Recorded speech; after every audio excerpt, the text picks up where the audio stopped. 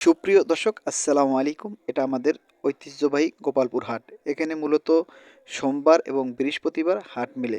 বিভিন্ন জায়গার থেকে মানুষ আসে এখানে বিভিন্ন ধরনের জিনিস বিক্রি করার জন্য। যেখান থেকে মাছ, আনারস, বিভিন্ন ধরনের খাবার সামগ্রী নিতে আসেন। কাঁচামাল এই সমস্ত জিনিস এখানে মূলত বিক্রি হয়। আমাদের পার্শ্ববর্তী হওয়ায় আমরা এখানেই পূব এবং পশ্চিম দিকে হাটটা মূলত বসানো হয়। এখানে ২ সারিতেই আছে বহুত দোকান।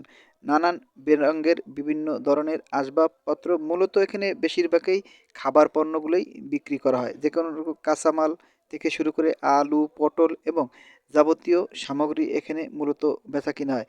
আপনি এখানে এমন কোনো জিনিস নেই যে না পাবেন। এখানে মূলত সব জিনিসেই মূলত আপনার হাতের নাগালেই পেয়ে যাবেন। এই জন্যই দূর দূরান্ত থেকে মানুষ এই হাটে আসে বাজার করার জন্য। এখানে বিক্রি হয় হাঁস, মুরগি থেকে শুরু করে সম্পূর্ণ কাঁচামাল এবং এখানে প্রতিনিয়ত মানুষ আসে হাট করার জন্য। কিন্তু সপ্তাহে ২ বারেই মূলত এখানে হাট মেলে।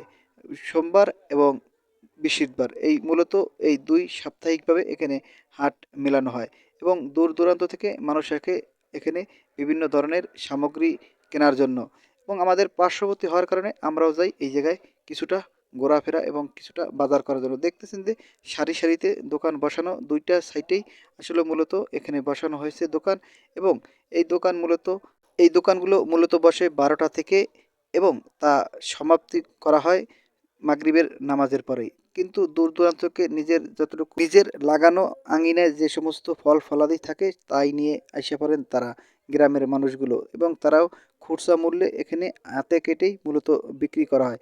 আমাদের ভিডিও ভালো লাগলে অবশ্যই সাবস্ক্রাইব করে